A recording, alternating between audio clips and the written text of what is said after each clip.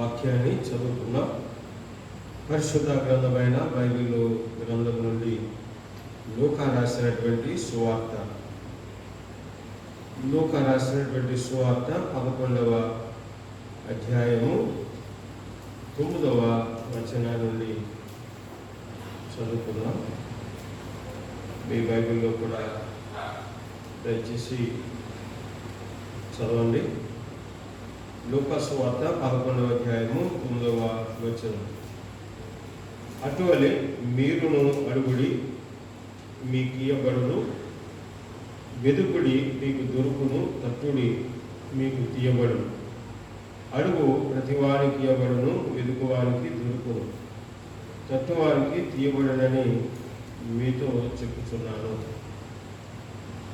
మీరు తండ్రి అయిన వాడు తన కుమారుడు చేపనడిగితే చేపకు ప్రతిగా పామునిచ్చున, గుడ్డు నడిగితే దేవునిచ్చున. కాబట్టి చాలు, ప్రార్థన చేసుకుందాం. దయచేసి కళ్ళు వచ్చి కళ్ళు మూసుకున్నట్లయితే ప్రార్థన చేసుకుందాం. మమ్మలను అతి మిక్కిలిగా ప్రేమిస్తున్న మా ప్రియమైన పరలోక తండ్రి, నీ పరిశుద్ధ నామానికి స్తుతులు స్తోత్రాలు. ఈ రాత్రి ప్రభువ చదవబడినటువంటి వాక్యాన్ని నాయన దయతో మీరు మా కొరకు ఆశీర్వదించండి. నాయన మీ సేవకుడు నాయన నన్ను మీ ఆత్మతో నింపి మీ సువిధాతో మరుగుపరిచి మీరు వాడుకోండి ప్రభువ. నా భక్తిని బట్టి ఎంత మాత్రం కాదు, నా నీతిని బట్టి కాదు నాయన, నా హృదయ యథార్థతను బట్టి కాదు, కేవలం మీ కృపను బట్టి ప్రభువ.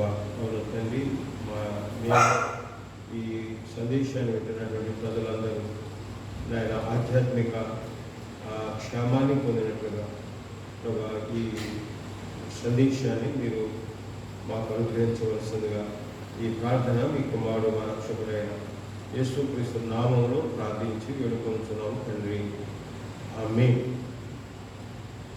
ఈరోజు మనం చదివినటువంటి ఈ వాక్య సందేశానికి ఒక పేరు మనం మొదటిగా పెడదాం. అదేంటంటే, నన్ను వెతికిన వారిని నేను వెతికెదను. నన్ను వెతికిన వారిని నేను వెతికెదను. చదవనటువంటి వాక్యంలో అటువలే 9వ వచనం, అడుగుడి మీకు ఎవడు, వెదుకుడి మీకు దొరుకును. వెదుకుడి మీకు దొరుకును. ఈ వెదుకుడి దొరుకును అనేటువంటి రెండు మాటలను, మొదటి మాట వెదుకుడి అనే మాట ఈ లూకా సువార్త 11వ అధ్యాయము 1వ వచనం నుండి 4వ వచనం వరకు, అలాగే దొరుకును అనే మాట 5వ వచనం నుండి 11వ వచనం వరకు మనము వీటిని సమన్వయపరచవచ్చు. 1 నుండి 4 వరకు వెదుకుడి అనే మాటను సమన్వయపరిస్తే, 5వ వచనం నుండి 11వ వచనం వరకు దొరుకును అనే మాటను సమన్వయపరచవచ్చు. ఆ మాట మనం చదివితే, ఆయన ఒక చోట ప్రార్థన చేయించుండాను. ప్రార్థన చాలించిన తర్వాత శిష్యులు ఒకడు, ప్రభువు ప్రార్థన, యోహాను తన శిష్యులకు నేను మాకును ప్రార్థన చేయలేదు ఆయన అడిగారు. అందుకు ఆయన, మీరు ప్రార్థన చేయడం తండ్రి, నీ నామము పరిశుద్ధపరచుగా, నీ రాజ్యం వచ్చిన కాక, మాకు కావలసిన అనుదిన ఆహారం దినదినము మాకు దయచేయము. మేము మాకు వచ్చిన ప్రతి వారిని క్షమించుచున్నాము కనుక మా పాపమును క్షమించము, మమ్మను శోధనలోనికి తేకము అని పలుకుడని వారితో చెప్పాను. ఈ వెదుకుడి అనేటువంటి మాటకు మనం సమన్వయ పరుస్తాం. 5వ వచనంలో నుండి 11 దాకా చదివితే, మరియు ఆయన వారితో ఇట్లనెను, మీలో ఎవరికైనా ఒక స్నేహితుడు ఉండగా అతడు అర్ధరాత్రి వేళ ఆ స్నేహితుని ఎదుకు వెళ్ళి, స్నేహితుడా, నాకు 3 రొట్టెలు బదులిమ్ము, నా స్నేహితుడు ప్రయాణం చేయొచ్చు మార్గంలో నా ఎదుకు వచ్చి ఉన్నాడు, అతనికి పెట్టుటకు నా యొద్ద ఏమీ లేదని అతనితో చెప్పిన యెడల అతడు లోపలనే ఉండి, నన్ను తొందర పెట్టొద్దు, తలుపు వేసి ఉన్నది, నా చిన్న పిల్లలు నాతో కూడా పండుకొని ఉన్నారు, నేను లేచి ఇయ్యలేనని చెప్పున్నారు. అతడు తన స్నేహితుడైనందున లేచి ఇయ్యకపోయినను అతడు సిగ్గుమారి మాటికి అడుగుట వలనైనను లేచి అతనికి కావలసినవన్నీ ఇచ్చునని మీతో చెబుతున్నాను. అటువలనే మీరు అడుగుడి మీకు ఇయ్యబడును, వెదుకుడి మీకు దొరుకును, తట్టుడి మీకు ఇయ్యబడును, అడుగు ప్రతి వారికి ఇయ్యబడును, వెదుకు వారికి దొరుకును, తట్టు వారికి ఇవ్వని మీతో చెబుతున్నాను. ఈ 5 నుండి 11వ వచనం వరకు దొరుకుట అనే మాటకు సమన్వయం వచ్చు. ఈ వెతుకుట అంటే మనం ఎలా వెతకాలి అంటే సామెతల గ్రంథంలో 2వ అధ్యాయము 4వ వచనంలో మనం చదివితే, సామెతల గ్రంథం 2వ అధ్యాయము 4వ వచనం, 2వ అధ్యాయము 4వ వచనంలో వెండిని వెతికినట్లు దాని వెతికిన ఎడల, దాచబడిన ధనము వెతికినట్లు దానిని వెతికిన ఎడల అను. ఇప్పుడు వెతుకుట ద్వారా వచ్చేటువంటి ఫలితం ఏంటి అంటే దొరుకుట. వెతికితే దొరుకుతుంది కదండి. వెతుకుట ద్వారా వచ్చే ఫలితము దొరకటం. ఇప్పుడు ఆయిల్ బుకింగ్ చేస్తున్నారు ఓఎన్జీసీ వారు. ఎక్కడ ఆయిల్ ఉంది ఈ భూగర్భంలో అని వెతుకుతూ ఉంటారు, అక్కడక్కడ డ్రిల్లింగ్స్ చేస్తామంటారు. అలా వెతుకుతూ ఉండగా ఏదో ఒక చోట ఆయిల్ దొరుకుతుంది, బావి దొరుకుతుంది. కనుక వెతుకుట ద్వారా వచ్చేటువంటి ఫలితం ఏంటంటే దొరుకుట.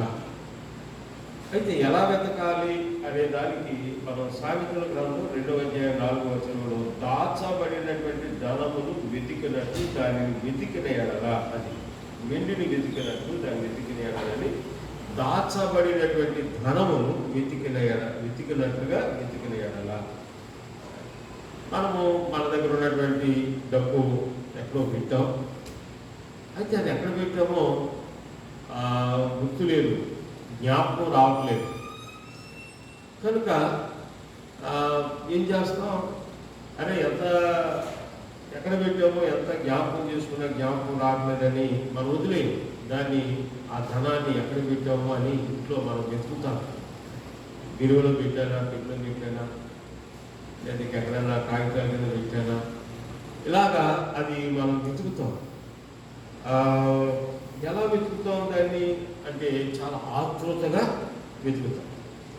అలాగే దృష్టంతా దాని మీదే పెట్టి దానిని వెతుకుతాం. అంతేగాని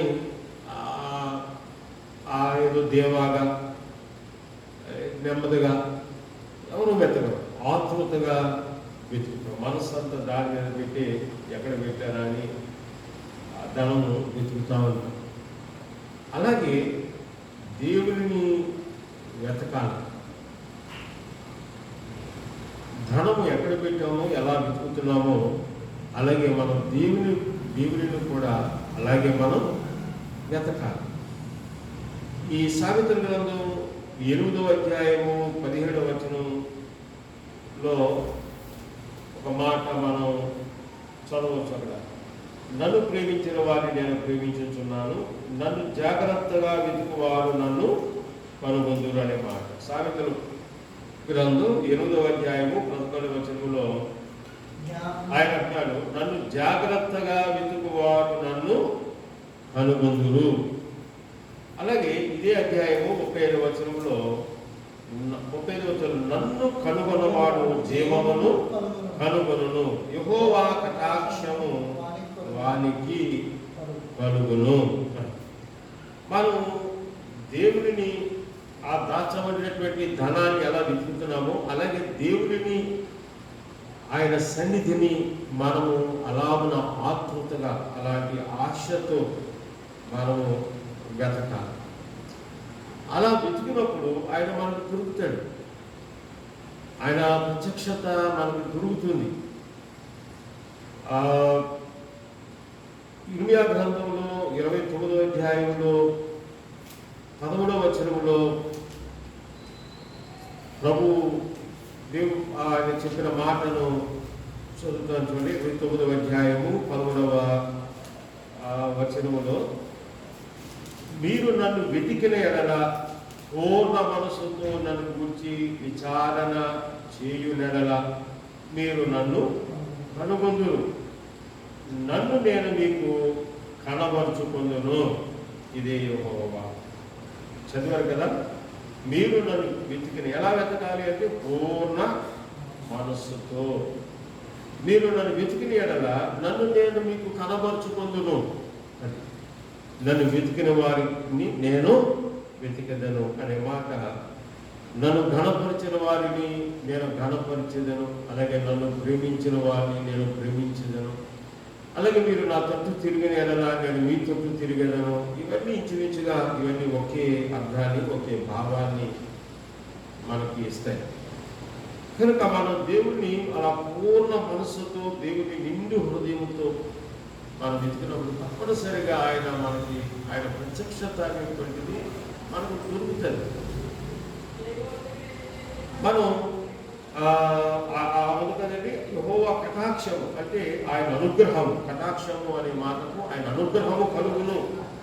నన్ను ఎప్పుడైతే మనం ఆయన ప్రత్యక్షతను మనం పొందుకున్నామో, ఆయన మనం కలుగున్నాము, మనకు జీవము కలుగును అనే మాట. మనకు జీవము కలుగును, యెహోవా అనుగ్రహము మనకి కలుగును, ఆయన దయ మనకి కలుగును. లూకా రాసినటువంటి సువార్తలో 19వ అధ్యాయంలో జక్కయ్య అనేటువంటి ఒక ఆయన గురించి మనం చదువుతాం. లూకా రాసినటువంటి సువార్త 19వ అధ్యాయము 1వ వచనం. ఆయన సంచరించుచు యెరికో పట్టణములో ప్రవేశించి దాని గుండా పోవుచుండెను. ఇదిగో సుంకపు గుత్తదారులను ధనవంతుడునైన జక్కయ్యను పేరు గల ఒకడు యేసు ఎవరో అని చూడకూడను కానీ పుట్టివాడైనందున జనులు గుంపు కూడి వలన చూడలేకపోయారు. అప్పుడు యేసు ఆ త్రోవను రానయ్యుండెను గనుక అతడు ముందుగా పరిగెత్తి ఆయనను చూచుటకు ఒక మేడు చెట్టెక్కెను. యేసు ఆ చోటుకు వచ్చినప్పుడు కన్నులెత్తి చూచి, జక్కయ్య త్వరగా దిగుము, నేడు నేను నీ ఇంట ఉండవలసినదని అతనితో చెప్పగా అతను త్వరగా దిగి సంతోషంతో ఆయనను చేర్చుకొని. ఈ చదవంతనేది లూకా సువార్త 19వ అధ్యాయంలో జక్కయ్య ఇతడు యెరికో అనేటువంటి పట్టణంలో నివాసం చేస్తా ఉన్నాడు. ఇతను ఉద్యోగం ఏంటంటే సుంకము, పన్ను వసూలు చేయటం. రోమీలు ఆనాడు రోమీలు పరిపాలన కింద ఉన్నప్పుడు రోమీలు దానిని వేలం వేసేటప్పుడు సామంతరాజులు పాడుకునేవారు. మళ్ళా వాళ్ళ దగ్గర ఇలాగా వారు సుంకాన్ని వసూలు చేయడానికి వారు పెట్టుకునేవారు. అలాగా ఈ జక్కయ్య పన్ను వసూలు, ట్యాక్స్ కలెక్టర్, పన్ను వసూలు చేసేవాడు. ఈ ధనవంతుడైతే బాగా డబ్బు గడించాడు. అందుకే ధనవంతుడైన జక్కయ్య అనే మాట చదువుతా. ఆయన పేరుకు ముందు ధనవంతుడైన జక్కయ్య అనేటువంటి పేరు మనం చదువుతాం. ఇతను ఈ జక్కయ్య యేసు ప్రభువు గురించి వింటున్నాడు. యేసు ప్రభు గురించి ఏం వింటున్నాడు అంటే మంచిగా వింటున్నాడా లేకపోతే చెడ్డగా వింటున్నాడా అంటే ఆయన మంచిగానే వింటున్నాడు. యేసు ప్రభు గురించి ఏం చెడ్డగా ఇప్పుడు ఆయన గురించి ఎప్పుడు కూడా వినలేదు. చాలా మంచిగా వింటున్నాడు. అంత మంచిగా యేసు ప్రభు గురించి ఆయన వింటా ఉంటుంటే ఆయనకి ఆశ కలిగింది. ఆయన చూడాలి అనేటువంటి ఆ కోరిక కలిగింది, ఆశ కలిగింది. ఎలాగైనా సరే ఆయన చూడాలి, ఎప్పటికైనా నేను ఆయనను చూడాలి అనేటువంటి ఒక ఆశతో ఆయన ఉండేవాడు. అయితే ఆ రోజు రానే వచ్చింది. ఒక రోజున యేసుక్రీస్తు ప్రభువారు ఆయన యెరూషలేము వెళుతూ ఈ జక్కయ్య నివాసం చేస్తున్నటువంటి ఆ ఊరు గుండా ఆయన ప్రయాణం చేసి వెళ్తున్నాడు. ఆ వార్త ఈ జక్కయ్యకి తెలిసింది. యేసుక్రీస్తు ప్రభువారు మన ఊరు గుండానే ఆయన యెరూషలేము వెళ్తున్నారు, మన ఊరు మీద నుంచి ఆయన వెళ్తున్నారంట అనే వార్త జక్కయ్య చెవిలో పడినప్పుడు ఆయనకి ఎంతో సంతోషం వచ్చుంటుంది. ఎందుకంటే చాలా కాలంగా ఆ యేసుని గురించి వింటున్నాడు, కానీ ఇప్పుడు చూడలేదు. ఇప్పుడు చూసేటువంటి అవకాశం దొరికింది కనుక ఎంతో ఆనందించుంటాడు, సంతోషించుంటాడు. కనుక యేసుక్రీస్తు ప్రభువారు ఆ దారి గుండా వెళుతున్నాడు, ఆ పట్టణంలోనికి వచ్చి ప్రవేశించాడని తెలిసిన వెంటనే జక్కయ్య ఇంట్లో నుండి బయటకు వచ్చాడు. ఇంట్లో నుండి వెలుపలకు వచ్చి ఆయన చూద్దామని ఆయన చూద్దామని వెళ్ళాడు. వెళ్ళేటప్పటికి ఆ యేసు ప్రభువారు చుట్టూ చాలా జన సమూహం ఉంది. 4వ వచనంలో యేసు ఆ త్రోవనే రానే చూద్దామని 3వ వచనం యేసు ఎవరో ఏదో చూడకూడదు, కానీ పుట్టివాడైనా జనులు గుంపు కూడి ఉండటం వలన చూడలేకపోయాను. యేసు ప్రభువును చూద్దామని వెళ్ళాడు, కానీ చూడలేకపోయాడు. దానికి కారణం ఏంటంటే ఇతడు మరి పుట్టిగా ఉండేవాడు, పెద్ద పొడవైన మనిషి కాదు, పుట్టిగా ఉండేవాడు. కనుక యేసు ప్రభు చుట్టూ కూడా చాలా జక్కయ్య కంటే చాలా పొడవైనటువంటి మనుషులు యేసు ప్రభు చుట్టూ మూగున్నారు. జన సందోహం, జన సమూహాలు ఆయన చుట్టూ ఉండే వారు ఇప్పుడు కూడా. కనుక జక్కయ్య చూద్దామనుకున్నాడు, కానీ చూడడానికి అవకాశం లేకపోతే అయితే నిరాశ చెందలేదు. చూడండి, అలా నిరాశ చెందలేదు. ఈ 4వ వచనంలో యేసు ఆ త్రోవలో రానే ఉండేను కనుక అతను ముందుగా పరిగెత్తి ఆయన చుట్టూ ఒక మేడు చెట్టు ఎక్కాను. చూడండి, అతని యొక్క ఎలా వెతుకుతున్నాడో చూడండి, ఎలాగైనా ఆయనను చూడాలి అనేటువంటి ఆశ. పరిగెడుతున్నాడు. ఆయన ఆ ఎరుకో వీధిలో పరిగెడుతున్నాడు. ఈ వీధి గుండా యేసుక్రీస్తు ప్రభువారు వస్తారు అని అతను గ్రహించి ఆయన రాకముందే యేసు ప్రభు కంటే ముందుగా ఆయన పరిగెత్తుకెళ్ళి ఆ దారిలో ఒక చెట్టు, మేడు చెట్టు, ఆ మేడు చెట్టు ఎక్కాడు. అంటే ధనవంతులు ఎప్పుడైనా చెట్లు ఎక్కుతారా? ధనవంతులు ఎప్పుడు కూడా చెట్లు ఎక్కరు, చెట్లు ఎక్కిస్తారు. బాబు ఇలా కొబ్బరికాయలు తీసుకెళ్తాను, నీకు డబ్బులు ఇస్తాను అని ఎవరో ఒకరు పిలిచి డబ్బులు ఇచ్చి చెట్లు ఎక్కిస్తారు. కానీ ధనవంతులు చెట్లు ఎక్కరు. బహుశా జక్కయ్య తన జీవితంలో ఇదే మొదటిసారి ఏమో తన చెట్టు ఎక్కడం. చిన్నప్పుడు ఎక్కితే ఎక్కొండొచ్చు, కానీ వయసు వచ్చిన తర్వాత ఇదే మొదటిసారి. ఎందుకు ఎక్కాడు చెట్టు అంటే ఒకే ఉద్దేశం, యేసును చూడాలి. ఎక్కడి నుంచో ఉన్నాడు, వింటున్నాడు, ఈరోజు అవకాశం దొరుకుతుంది కనుక ఎలాగైనా చూడాలని చెట్టు ఎక్కాడు.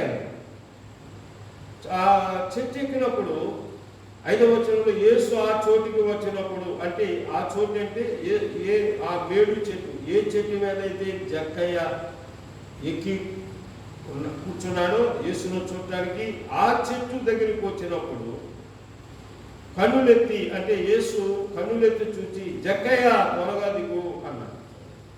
జక్కయ్యని ఏరు పెట్టి పిలిచారు. హల్లెలూయా. యేసు ప్రభు ఎప్పుడు కూడా జక్కయ్యని చూడలేదు అంతవరకు. అలాగే జక్కయ్య కూడా యేసు ప్రభుని అంతవరకు కూడా ఇప్పుడు చూడలేదు. యేసు చూడలేదు, జక్కయ్య కూడా యేసుని చూడలేదు. మరి అటువంటిప్పుడు జక్కయ్య పేరు ఎలా తెలిసింది ఆయనకి? ఆయన దేవుడండి, ఆయన సర్వజ్ఞుడు, ఆయన అన్నీ ఎరిగినటువంటి వాడు. ఆయన అన్నీ ఎరిగినటువంటి వాడు. ఆయనకి మరుగైనటువంటిది ఏది కూడా లేదు. జక్కయ్య గురించే కాదు, నా గురించి తెలుసు, క్షుణ్ణంగా మీ గురించి తెలుసు, మనందరి గురించి తెలుసు. ఒకవేళ ఎవరైనా మన గురించి వేరే ప్రాంతం నుంచి వచ్చి మరి అడ్రస్ పట్టుకుని వచ్చారు, అది ఎక్కడో వారికి తెలియదు, అడిగితే మాకు తెలియదండి, ఇంకెవరన్నా అడగండి అంటారు. అలాగా మనం వాళ్ళని వెళ్ళి అడుగుతా చివరికి మనం చేరవలసినటువంటి ఆ ఇంటికి మనం చేరతాం. దేవుడికి అలాంటి అవసరం ఉండదు. ఆయన సర్వజ్ఞుడు, అన్నీ ఎరిగినటువంటి వాడు. నేను మాట చూపిస్తాను చూడండి. ఈ సందర్భంగా యోహాను రాసినటువంటి సువార్త మొదటి అధ్యాయములో 48వ వచనం. మొదటి అధ్యాయము యోహాను సువార్త మొదటి అధ్యాయము 48వ వచనము. నన్ను నీవు ఎలాగ ఎరుగుదువని నతానీయేలు ఆయనను అడుగగా, విషయం ఏంటంటే ఫిలిప్పు నతానీయేలు దగ్గరికి వచ్చాడు. మేము నజరేయుడైన యేసును చూసాం, మేము కనుగొన్నాం అన్నాడు. సరే, ఆయన చెప్పాడు నజరేయుడిలో నుంచి ఏదైనా మంచిది రావాలన్నాడు. సరే, యేసు ప్రభు దగ్గరికి ఫిలిప్పు నతానీయేలు తీసుకొచ్చాడు. నతానీయేలు యేసు ప్రభు చూడగానే ఏం చెప్పాడంటే, ఇతను కపటము లేదు, ఇతడు ఇశ్రాయేలీయుడు.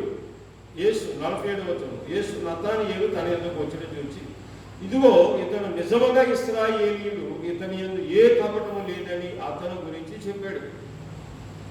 చెబితే ఆయనకు ఆశ్చర్యం అనిపోయింది. అరే, నువ్వు నన్ను ఎలా వెళ్తును అని నతానీయేలు అనగా, అప్పుడు యేసు ప్రభు వాళ్ళ సమాధానం చెప్పాడు, ఫిలిప్పు నిన్ను పిలవక మునుపే నీవు ఆ అంజూరపు చెట్టు కింద ఉన్నప్పుడే నిన్ను సూచితనని అతనితో లేదు. ఆయన కాదు చెప్పక్కర్లేదండి. 2వ అధ్యాయం యోహాను సువార్త 2వ అధ్యాయం 24వ వచనంలో యేసు అందరినీ ఎరిగినవాడు అని. అందరినీ ఎరిగినవాడు, కొందరినీ కాదు, అందరినీ ఎరిగినవాడు. మనం ఈ ప్రపంచంలో ఎవరు ఎక్కడ నివాసం చేస్తున్నారు, వారి పేరేంటి, వారు నివాసం ఉండేది ఆటాకిల్లా, పిటికిల్లా, లేకపోతే రెండంతస్తుల మేడ, ఫ్లాట, ఏంటి, వాళ్ళకి ఏమున్నాయి, ఇంట్లో ఏమున్నాయి, ఏం తింటున్నారు అని నీ ప్రభుకి తెలుసు. నా గురించి, మీ గురించి అయినా వేరే ఎవరు చెప్పగలరు. మన గురించి అంతా ఏం తెలుసు. ఆయన అందరినీ ఎరిగినటువంటి వాడు. హల్లెలూయా. కనుక జక్కయ్యను పేరు పెట్టి పిలిచాడు ఆయన. జక్కయ్య చూడండి, అంతమంది ఉన్నారు యేసుని వెంబడిస్తున్న వారు, అంతమంది ఆయనని ఫాలో అవుతున్నారు. ఎవరిని పేరు పెట్టి పిలవలేదు ఆయన. ఆశ్చర్యం కదండి. అక్కడికి వచ్చి కన్నులెత్తి జక్కయ్య దిగు అన్నాడు. అంటే యేసు కన్నులెత్తాడు. ఎవరైతే యేసుని వెతుకుతున్నాడో, జక్కయ్య యేసుని వెతుకుతున్నాడు కనుక తనను జక్కయ్య ఎంతో ఆశతో ఆతృతగా వెతుకుతున్నాడని ఆయన ఎరిగినవాడే, యేసు ఎరిగినవాడే. ఆ స్థలానికి వచ్చి కన్నులెత్తి జక్కయ్య దిగాను, నన్ను వెతికిన వారిని నేను వెతికాను, అలాగే నన్ను కనపరిచిన వారిని నేను కనపరు. నన్ను వెతికిన వారు నిజముగా మనం ఆయనకి ప్రార్థన చేస్తే ఆయన మనకు సమీపంగా ఉంటాడనే మాట మనం చదువుతాం కదండి. నిజముగా ఆయనను మనం వెతికితే, ఆశతో మనం వెతికితే ఆయన మనలను వెతుకుతాడు. జక్కయ్య అలాగున యేసుని వెతికాడు. యేసును వెతుకుతున్న జక్కయ్యను యేసు వెతికాడు. ఫలితంగా జక్కయ్యకి ఏమొచ్చిందంటే రక్షణ వచ్చింది. హల్లెలూయా. గొప్ప రక్షణ. రక్షణ అనేటువంటిది అది ఎంతో గొప్ప రక్షణ, గొప్ప రక్షణ. మరి ఇదే లూకా సువార్త 19వ అధ్యాయంలో 10వ వచనంలో ఈ మాట ఉంటారు కదండి. ఆయన మనుష్య కుమారుడు, లూకా సువార్త 19వ అధ్యాయము 10వ వచనంలో, నశించిన దానిని వెనక రక్షించినప్పుడు మనుష్య కుమారుడు కనుక జక్కయ్యకి వచ్చిందంటే రక్షణ వచ్చింది, పాప క్షమాపణ పొందాడు. నశించుతున్న దానిని గతికి రక్షించడానికి వచ్చినటువంటి యేసుక్రీస్తు ప్రభు మరి జక్కయ్యను, తనను వెతుకుతున్నటువంటి జక్కయ్యలో యేసు ఏం చూశాడు అంటే, ఆయనలో సత్యము ఎడల తనకున్నటువంటి ఆశను చూశాడు. లోకమంతా జక్కయ్యను ఏమంటుందంటే పాపి అయిన జక్కయ్య, పాపి అయిన జక్కయ్య అని లోకం జక్కయ్యను ధృవీకరిస్తూ ఉంది.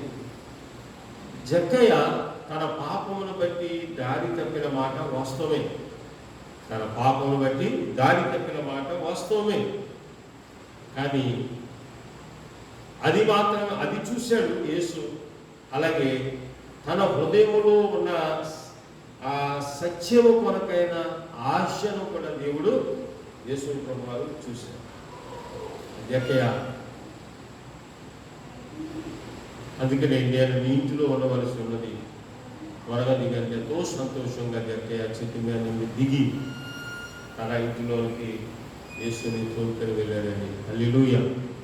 మరి జక్కయ్య జీవితంలో ఎంత మార్పు అండి. తర్వాత కాంటెక్స్ట్లో మనం చూస్తాం, ఎంతో గొప్ప మార్పు.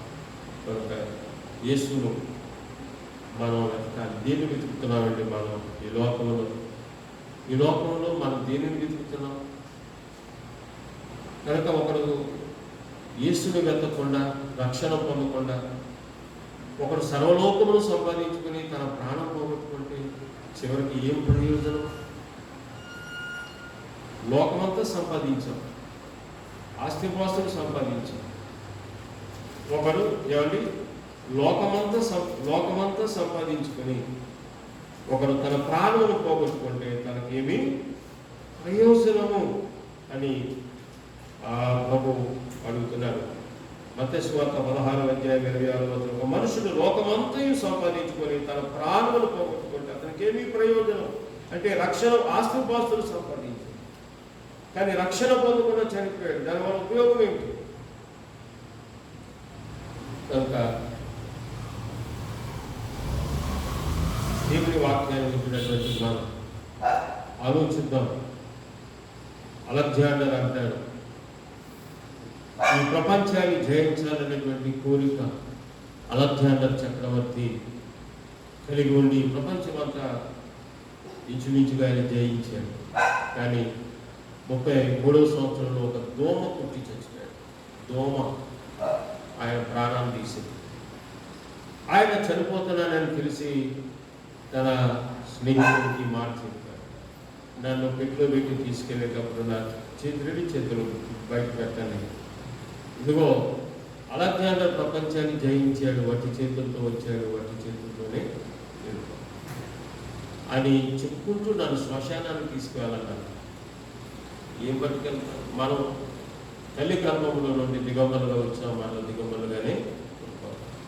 కనుక ఈ లోకంలో ఏం సంపాదించినా, ఎంత సంపాదించినా అది లోకంలో ఉన్నంత వరకే.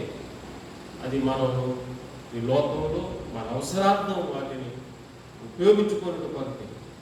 అవి మనతో నిత్యం ఉండవు, మనం కూడా వాటితో నిత్యం ఉండవు. కనుక ఇవన్నీ కలిగి ఉండి నిత్య రక్షణ కారకుడైన యేసుని వెతకకుండా, యేసుని నమ్మి రక్షణ పొందకుండా మనం చనిపోతే దానివల్ల ఉపయోగం? ఆయనను వెతకండి, తర్వాత ఆయన నీతిని, ఆయన రాజ్యాన్ని వెతకండి, వెతుకుదాం. కనుక ఇది అనుకూల సమయం. కనుక నన్ను వెతికిన వాడిని నేను జక్కయ్య యేసుని వెతికాడు, యేసు జక్కయ్యను వెతికాడు. ఫలితంగా అతనికి రక్షణ దొరికింది. వెతుకుట ద్వారా వచ్చే ఫలితం ఏంటంటే, ఫలితం ఉంటుంది కదండి, జక్కయ్య వెతుకుట ద్వారా వచ్చే ఫలితం రక్షణ.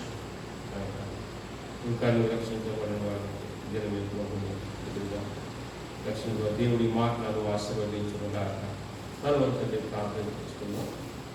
ఇంతవరకు మన దేవుడి వాక్యాలను ప్రార్థన చేసుకున్నాం. దయగలిగిన మా తండ్రి, పరిశుద్ధమైన దేవాలయానికి ఎన్నో వందనాలు. ఇంతవరకు మీరు మాతో మాట్లాడటానికి ఇష్టపడినందుకు మేము స్తుతిస్తున్నాం. నిన్ను వెతికిన వారిని వెతుకునేవారు, నిన్ను గణపరిచిన వారిని గణపరుచుకున్నాం. మేము నీతో తిరిగితే నువ్వు మాతో తిరుగుతాము. మేము పూర్ణ హృదయంతో, పూర్ణ మనస్సుతో ప్రభావ నేను మిమ్మల్ని వెతుకున్నప్పుడు మీరు మాకు చేస్తున్నారు. ధనవంతుడై మధ్యకై నాయన నేను పరిగెత్తడం ఏంటి? ఏదో చూద్దామని వెళ్ళాను, చూడలేకపోయాను అని వెనక రాలేదు. కానీ ఎలాగైనా చూడాలి అనేటువంటి ఆశతో ఆ ఎరుకు వీధుల్లో పరిగెడుతున్నాను. యేసు కంటే ముందుగా ప్రోమలో మేడి చిట్టికి ఆయన ఎంత ఆత్మక, ఎంత ఆశను, తన హృదయంలో ఉన్న ఆశను చూసి, సత్యం కొరకైన ఆశను ఆయన హృదయంలో నుండి చూసిన ఆయన అన్ని విధులుగా జక్కయ్యను పిలిచి, నాయన జక్కయ్య, నీటికి రక్షణ వచ్చింది, నేను నీటిలో ఉంటానని చెప్తున్నాను. అంత గొప్ప నాయన శుభవచనం, శుభవాచకం తండ్రి జక్కయ్యకి చెప్పాను. నా హృదయం ఎంతో ఆనందం.